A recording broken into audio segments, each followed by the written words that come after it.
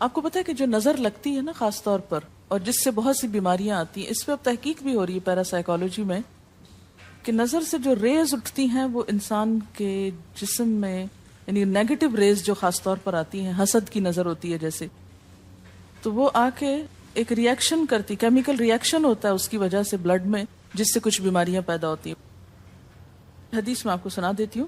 حضرت ام سلمہ سے روایت ہے کہ آپ صلی اللہ علیہ وسلم نے ایک لڑکی کے چہرے پر کالے پیلے رنگ کا نشان دیکھا تو آپ نے فرمایا اسے نظر بد لگ گئی ہے، اس پر دم کرو۔ حضرت جابر کہتے ہیں کہ آپ صلی اللہ علیہ وسلم نے آل حزم کو سانپ کے ڈسنے کی وجہ سے دم کرنے کی رخصت دی، اور آپ نے اسما بنت امیس سے پوچھا کیا وجہ ہے کہ میرے بھتیجے کمزور ہیں، کیا فقر و فاقہ کا شکار ہیں، یعنی کھانے پینے کے باوجود یہ کیوں کمزور ہیں، کیا ان کو کچھ کھانے کو نہیں ملتا؟ انہوں نے کہا نہیں، بلکہ انہیں نظر بد بہت جلد لگ جاتی ہے، تو آپ نے فرمایا ان پر دم کیا کرو۔ یعنی جس بیماری کی سمجھ میں نہ آئے کہ کھائے پیے بھی انسان جوان بھی ہو لیکن اس کو صحت ہو ہی نہ، کوئی ظاہری سبب معلوم ہی نہ ہو، تو ایسے شخص پر دم کرنا چاہیے۔ حضرت عائشہ صدیقہ کہتی ہیں کہ رسول اللہ صلی اللہ علیہ وسلم نظر بد کی وجہ سے دم کرنے کا حکم دیتے تھے۔ حضرت انس کہتے ہیں کہ آپ صلی اللہ علیہ وسلم نے نظر بد اور بچھو وغیرہ کے ڈسنے سے اور پھوڑوں سے دم کرنے کی اجازت دی، یعنی پھوڑے وغیرہ جو ہوتے ہیں نا اس پر بھی دم کی اجازت دی، تو جسمانی بیماری ہے نا۔ اور نظر کے بارے میں تو یہ بھی کہا گیا ہے، حدیث میں آتا ہے کہ نظر بد کا لگنا حق ہے، انسان کو اونچے پہاڑ سے گرا سکتی، کیونکہ ہوتا کیا ہے کہ جب ایک خاص اینگل سے دیکھا جاتا ہے تو دوسرے انسان کے جسم میں جیسے لرزہ سا آ جاتا ہے نا، اور انسان ہل جاتا ہے۔ اس کی دلیل قرآن میں بھی ہے، ایک سورت کے آخر میں آتا ہے وَإِن يَكَادُ الَّذِينَ كَفَرُوا لَيُزْلِقُونَكَ بِأَبْصَارِهِمْ لَمَّا سَمِعُوا الذِّكْرَ، کہ قریب ہے کہ کچھ کافر آپ کو اپنی نگاہوں سے کیا کر دیں، پھسلا دیں جب یہ قرآن سنتے ہیں۔ یعنی وہ سننے نہیں آتے تھے، صرف آپ کو گھورتے رہتے تھے۔ اور کس لیے گھورتے رہتے تھے؟ تاکہ آپ بول نہ سکیں، آپ لرز جائیں، ڈگمگا جائیں، اپنا کام چھوڑ دیں، بری نیت سے آتے تھے۔ وَيَقُولُونَ إِنَّهُ لَمَجْنُونَ، کہتے ہیں کہ یہ تو مجنون ہو گیا۔ آپ صلی اللہ علیہ وسلم نے فرمایا نظر بد حق ہے، اگر تقدیر سے کوئی چیز سبقت لے جا سکتی ہوتی تو وہ نظر بد ہے۔ پتہ کیسے چلے؟ چل جاتا ہے، پتہ کیوں نہیں چلتا؟ مثلاً آپ کا بچہ ہنس رہا تھا، کھیل رہا تھا، دودھ پی رہا تھا کہ اچانک کوئی شخص آیا اور جب وہ اٹھا تو بچے نے شور کرنا شروع کر دیا، اور پتہ چل جاتا ہے۔ بعض اوقات گھر ہی کے لوگوں کی لگ جاتی، بعض اوقات محبت سے بھی لگ جاتی، کہ بچہ کھیل رہا تھا، آپ دیکھتے کہ وہ گر پڑا، اچانک رونا دھونا شروع ہو گیا، سر پٹ گیا۔ حدیث میں آتا ہے نظر بد انسان کو موت تک اور اونٹ کو ہانڈی تک پہنچا دیتی ہے۔ اونٹ کو ہانڈی تک پہنچانے کا مطلب کیا ہے؟ ذبح کرنا پڑ جاتا ہے، تڑپنے لگتا ہے۔ آپ صلی اللہ علیہ وسلم نے فرمایا اللہ کی قضاء اور تقدیر کے بعد سب سے زیادہ نظر بد کی وجہ سے میری امت میں اموات ہوں گی۔ آپ صلی اللہ علیہ وسلم نے فرمایا نظر بد سے اللہ کی پناہ طلب کیا کرو، کیونکہ نظر بد کا لگنا حق ہے۔ اسما بنت امیس نے آپ سے گزارش کی کہ بنو جعفر کو نظر بد لگ جاتی ہے تو کیا وہ ان پہ دم کر سکتی ہیں؟ آپ نے فرمایا ہاں، یعنی ایک عورت بھی دم کر سکتی ہے، اور اگر تقدیر سے کوئی چیز سبقت لے جانے والی ہوتی تو وہ نظر بد ہے۔ آپ نے فرمایا بے شک نظر بد انسان پر اثر انداز ہوتی ہے، حتیٰ کہ اگر وہ ایک اونچی جگہ پر ہو تو نظر کی وجہ سے گر بھی سکتا ہے، یعنی فزیکلی بھی اثر انداز ہوتی۔ اور آپ دیکھیں کہ وہ قرآن پاک میں نہیں آتا وَمِن شَرِّ حَاسِدٍ إِذَا حَسَدَ، اور حاسد کی شر سے جب وہ حسد کرے، تو نظر بد ہوتی کس کی ہے؟ حاسد کی ہوتی۔ بری نظر کس کی ہوتی ہے؟ حاسد کی۔ تو جو صبح شام 3 دفعہ یہ پڑھتے رہیں ان کو حاسد کچھ نہیں کر سکتے، ان کا کچھ نہیں بگاڑ سکتے، جتنا چاہیں گھورتے رہیں۔ اسی طرح ابن کثیر نے کہا کہ نظر بد کا اللہ کے حکم سے لگنا اور اثر انداز ہونا حق ہے۔ تو جب اللہ کی پناہ لیتے ہیں نا قل اعوذ برب الفلق قل اعوذ برب الناس، تو آپ نے اللہ کے پناہ لے لی، شیلٹر میں آ گئے آپ۔ اب ہر چیز بیکار ہو رہی ہے، سب نظریں وظریں، اور اگر لگتی بھی ہے انسان کو تو کس سے؟ اللہ کے اذن سے لگتی۔ حافظ ابن حجر کہتے ہیں کہ نظر بد کی حقیقت کچھ یوں ہے کہ ایک خبیث الطبع انسان اپنی حاسدانہ نظر جس شخص پر ڈالے تو اسے نقصان پہنچے۔ ابن قیم کہتے ہیں کچھ کم علم لوگوں نے نظر بد کی تاثیر کو باطل قرار دیا ہے اور ان کا کہنا ہے کہ یہ محض توہم پرستی ہے اور اس کی کوئی حقیقت نہیں، لیکن حقیقت یہ ہے کہ یہ لوگ سب سے زیادہ جاہل اور ارواح کی صفات اور ان کی تاثیر سے ناواقف ہیں اور ان کی عقلوں پہ پردہ پڑا ہوا ہے، جبکہ تمام امتوں کے عقلاء باوجود اختلاف مذاہب کے نظر بد سے انکار نہیں کرتے. یعنی صرف اسلام میں نہیں، دیگر مذاہب میں بھی یہ کانسیپٹ پایا جاتا ہے. اگرچہ نظر بد کے سبب اور اس کی جہت تاثیر کے سلسلے میں ان میں اختلاف ہے. پھر کہتے ہیں اس میں کوئی شک نہیں کہ اللہ تعالیٰ نے جسموں اور روحوں میں مختلف طاقتیں اور طبیعتیں پیدا کی ہیں اور ان میں کئی خواص اور اثر انداز ہونے والی کیفیات ودیت کی ہیں. آپ دیکھیں کہ لو چلتی ہے تو اثر نہیں ہوتا، اس کا بھی تو اثر ہوتا ہے نا، حالانکہ وہ نظر نہیں آ رہی ہوتی. اور کسی عقل مند کے لیے ممکن نہیں کہ وہ جسموں میں روحوں کی تاثیر سے انکار کرے، کیونکہ یہ چیز خود دیکھی اور محسوس کی جا سکتی ہے. اور آپ دیکھ سکتے ہیں کہ ایک شخص کا چہرہ اس وقت انتہائی سرخ ہو جاتا ہے جب اس کی طرف وہ انسان دیکھتا ہے جس کا وہ احترام کرتا ہے، اور اس سے شرماتا ہو، اور اس وقت پیلا پڑ جاتا ہے جب اس کی طرف ایک ایسا آدمی دیکھتا ہے جس سے وہ ڈرتا ہو.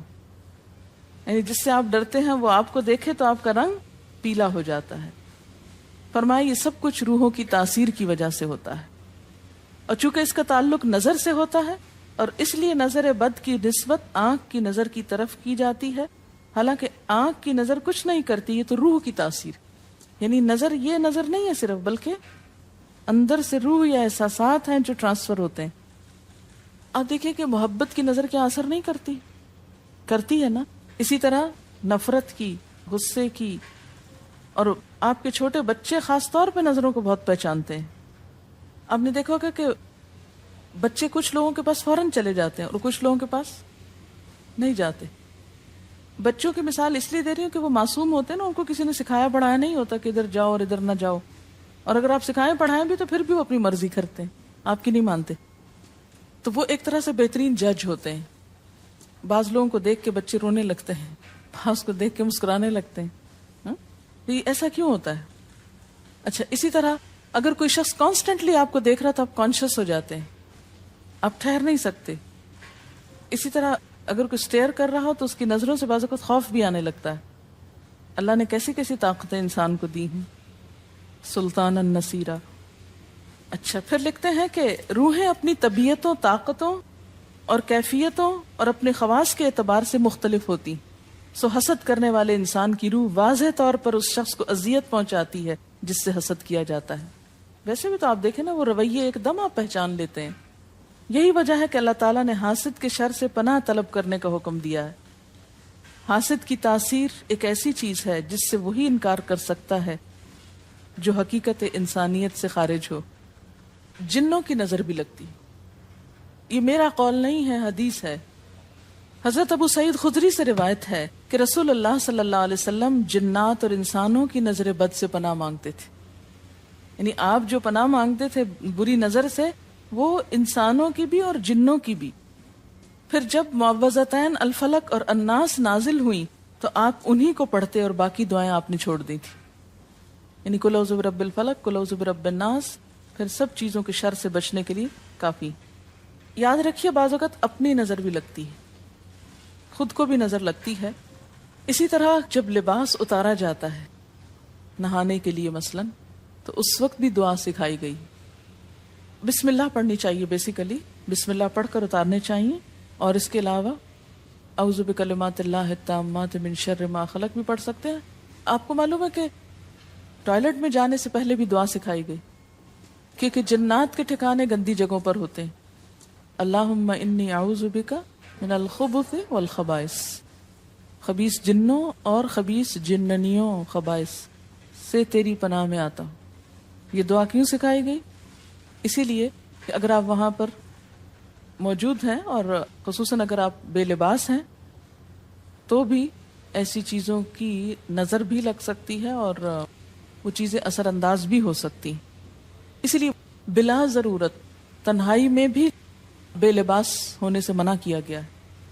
بعض لوگوں کی عادت ہوتی ہے نا کہ وہ نہانے بیٹھتے ہیں تو وہی کپڑے دھونے شروع کر دیتے ہیں، اور نہیں، بس فوراً اپنے آپ کو ڈھانکنے کی کوشش کریں. بلا ضرورت زیادہ دیر بے لباس نہ رہے. ایک حدیث میں آتا ہے، ابو امامہ کہتے ہیں کہ میرے باپ سہل بن حنیف نے غسل کا ارادہ کیا اور جب قمیص اتاری تو عامر بن ربیعہ ان کی طرف دیکھ رہے تھے. ان کا رنگ انتہائی سفید تھا اور جلد بہت خوبصورت تھی. عامر نے دیکھتے ہی کہا، میں نے آج تک اتنی خوبصورت جلد کسی کنواری لڑکی کی بھی نہیں دیکھی. ان کا یہ کہنا تھا کہ سہل کو شدید بخار شروع ہو گیا. چنانچہ نبی صلی اللہ علیہ وسلم کو یہ قصہ بتایا گیا اور آپ سے یہ بھی کہا گیا کہ سہل کی حالت یہ ہے کہ وہ سر بھی نہیں اٹھا سکتا. آپ نے پوچھا، کیا تمہیں کسی پہ شک ہے؟ انہوں نے کہا، جی ہاں، عامر بن ربیعہ پہ ہو سکتا ہے.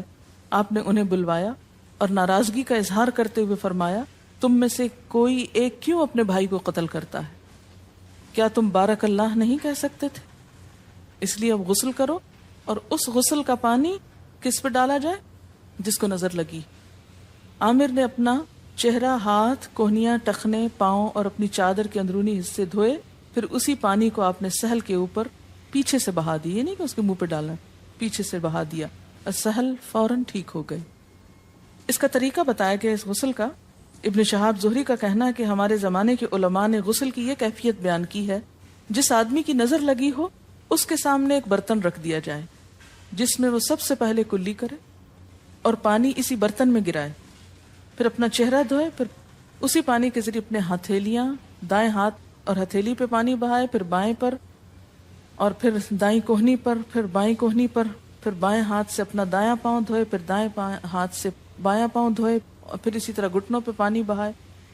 اور پھر یاد رہے کہ سارا پانی برتن کے اندر جائے، اور اس کے بعد جس شخص کو نظر لگی ہو اس کے سر کی پچھلی جانب سے وہ پانی ایک ہی بار بہا دیا جائے. حضرت عائشہ کہتی ہیں کہ جس شخص کو بری نظر لگتی اس کو اسی طرح غسل کروایا جاتا. اب بعض اوقات یہ نہیں پتا چلتا کس کی لگی. ایسی صورت میں پھر طریقہ کیا ہے علاج کا؟